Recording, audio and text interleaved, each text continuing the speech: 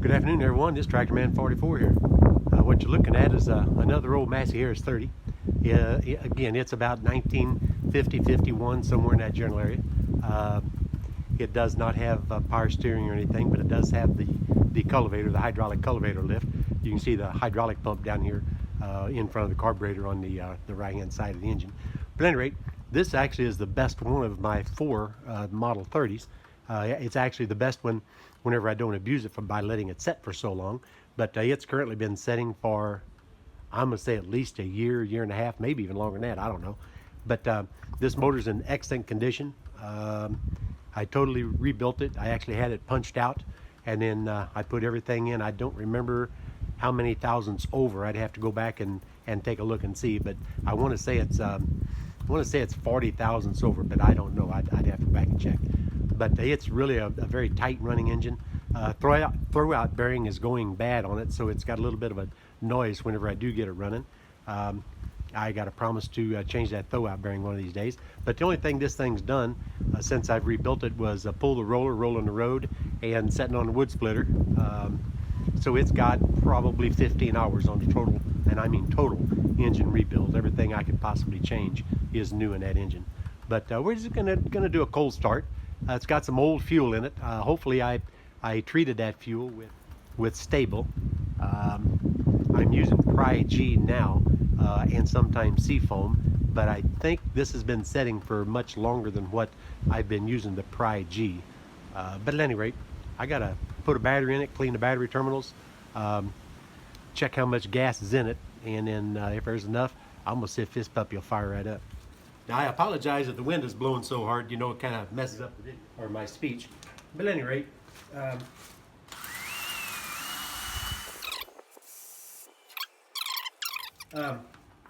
I was going to say a little earlier is there's varying schools of thought about these old tractors whenever you're getting them running. And as far as I'm concerned, the school of thought that should prevail for you in your particular case is what you have found to work in the past. The old guys prior to 1955 all used positive ground, and they used a 6-volt battery system with that positive ground.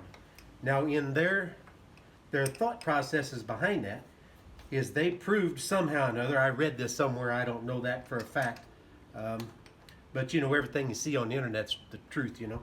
But I read somewhere, and it was not on the internet, that the spark created by a 6-volt positive ground ignition system is a stronger spark because the doggone spark is supposed to jump just a lot farther. I don't know. I can't explain that. So a lot of the purists say, oh, don't ever change your tractors to 12 volt. You know, you want to leave them 6 volt and everything. Well, I'm from the school of thought that says, yeah, maybe it does give you a stronger spark, but I think what happens in these older engines, of course this one here is not an old engine anymore, but on these older engines that have thousands and thousands of hours, you get a little piston slap, you get a little low compression, you get a bit of a problem for the engines. Just don't want to start with that slow 6-volt churn, especially in the wintertime. It doesn't seem to want to turn them over fast enough, build up enough compression to get you that ignition that you need. So I think, personally, I convert all of them to 12 volt, especially if the 6-volt generator isn't any good. I'll put a 12-volt 1-wire on it, Delco 1-wire, and then convert it to 12 volt because that 12 volt gives that starter motor and that engine extra spin that's going to increase that RPM of that engine to build that compression that allows it to start a little bit easier. So I think it's a trade-off. That's my own personal opinion. You know, that and about 75 cents will get you a senior coffee at McDonald's, just about anywhere you want to go. Take it with a grain of salt, but that's my own personal opinion.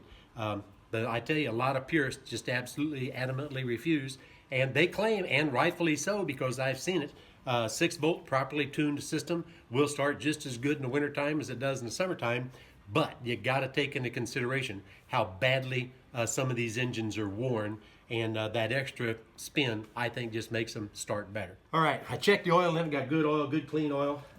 I don't know how well the battery is. I've already checked it's in neutral, and I checked and I've got about that much gas. The little stub in the gas tank sticks up about so far. I've got about a 3/8 of an inch, half an inch of gas above the strainer in the bottom of the fuel tank. So ain't nothing like the present. Let's see what happens. It's cold, so I'm going to choke this one here. You know, that's another thing about old tractors. Old tractors are kind of like women, you know. Every one of them's got a unique personality. And sometimes, depending on how you treat that personality of that tractor or that woman, kind of gives you a little input as to how they're going to treat you. Now, I've neglected this old gal, like I said, for a long time. I should never have let it set in here. But I've just been so busy with other projects and everything. So I'm not really expecting her to treat me real good. But just bear in mind what I just said about tractors and women. They all have unique personalities. You can have 4 of these tractors side by side and try to start every one of them under the same conditions. And I guarantee you, there ain't 2 of them going to start just exactly the same throttle position, choke position. I mean, they just get cantankerous, kind of like them ladies. Not to be disparaging toward the lady folk, you know, we all love our women. But we love our old tractors too.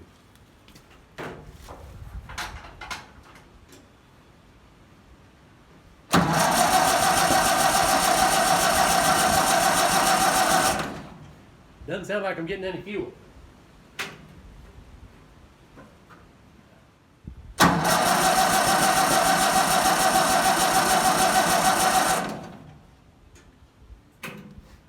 Not even a hint at fuel.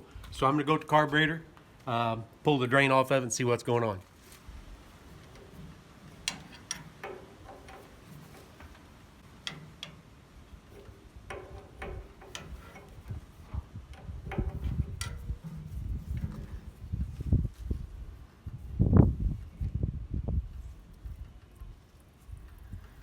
You know, I got gas, but man, it's nasty green.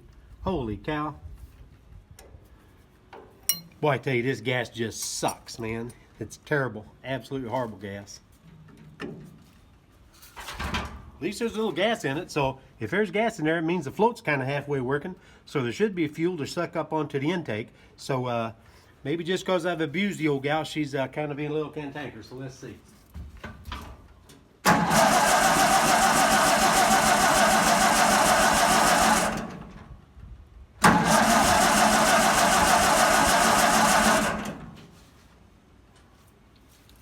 No go, Joe.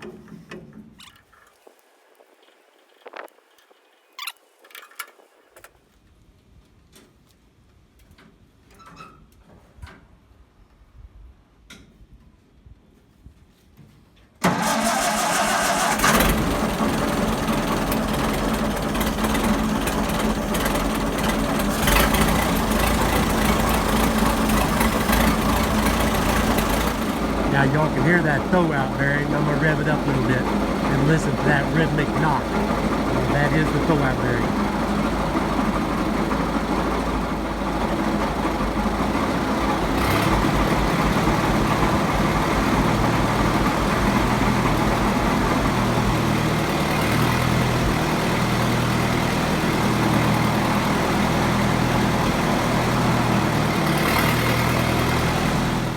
Okay, I'm gonna take a minute and tell y'all something. In that last segment just a few seconds ago, you know, whenever I pulled the breather tube off, that's coming to the inlet of the carburetor. I pulled it off just to see if it was flooding itself and have the throat all filled with fuel. You know, if it's flooded and you pull that intake off, gas will just pour right out of there, and that gave you a hint in where to go. But whenever I pulled that off, I went ahead and tried that again. But if you'll notice, the throttle linkages, right after I adjusted the throttle linkage to 0 off of the hand throttle and then pushed the starter button, it lit right off. I had a full choke and the throttle all the way forward, 0 position. Now, let me tell you this. Remember a second ago I was telling you about tractors are just like them women folk, you know, they all have different personalities. Because sometimes my son stops by and borrows a tractor. My son-in-law sometimes stops by and fires one of them up. They don't use them every day like I do, and they can't remember, you know, or don't remember the little idiosyncrasies to some of them they don't use very frequently. And I'm guilty of that myself on this particular one. uh, whenever I reached up to fiddle with the ignition, after I pulled that breather tube off, I saw my note that I had wrapped around the key, and I read that note. And that note said, when cold, 0 throttle, full choke. And that's when I adjusted the throttle back from about quarter throttle all the way to 0 throttle. You saw the linkages flip forward or flip back, whichever direction they went in the video. But I flipped the throttle all the way to 0 and left it on full choke. I hit the starter, it made about 4 or 5 revolutions and fired right off. I'm guilty of my own complaining, I guess, because I did not read my note, and I remembered, it would have started when I was on the other side of the tractor before I pulled the breather off. That kind of aggravates me a little bit, because now y'all think I got tractors that don't run. But at any rate, I didn't want to leave it set anymore during the winter, without firing it up, because it is a mild day today. I saw 56 degrees a little bit earlier, and it's going to turn a little colder, nasty and everything, so I just hate for them to set any longer. So I'm letting it run out there. You might be able to hear it run in the background. I'm inside the shed, and it's in the lean-to. But I'm going to let it run, warm up, burn some of that gas out, dilute that gas with some fresh treated gas with Pri-G, and I'm going to let it rest in the rest of the winter, unless I decide there's something I need to do with it. And then we'll get it out and fire it up again. But at least it should fire up pretty quick and easy anyway. So what I did after you got fired up is I went ahead and put a couple of gallons of fresh gas in, that's I've got mixed with the Pri-G, which is the new gasoline additive that I'm using, and jostled around in the tank a little bit and let it run, until it got beyond operating temperature. And then what I'm going to do this time, or what I did do, I went ahead and shut the petcock off on the fuel line and let the carburetor run completely dry, and then went ahead and pulled the plug out of the bottom carburetor to drain that last remnant of fuel out. That way none of that nasty stuff will set in there. If your bowl does kind of fill up, it has a tendency to evaporate because there's oxygen in and out and around the intake area, so it has a tendency to evaporate that, and that's where that green residue was left over. And so I've just done a little bit different. I almost never shut the gas off on this one because it doesn't leak, but the fact remains that I don't use it every single day, and I'm trying to keep my headaches to a minimum. But it really is kind of unique as far as starting. Very seldom do you have a tractor that starts better with absolutely 0 throttle position over at least a partial throttle, and this happens to be one of them. But at any rate, this has been a pretty fun afternoon, at least. Anyway, well, it ain't really been an afternoon. It only took about 45 minutes to go through all that, so I'm kind of happy. And the sun's still up. Well, it's going down really quick and a little bit overcast, but I can see where the sun is. But all in all, for New Year's Eve, man, this been pretty good. So with that, I guess I'll see y'all later. It's Tractor Man Party 4, and I am out of here.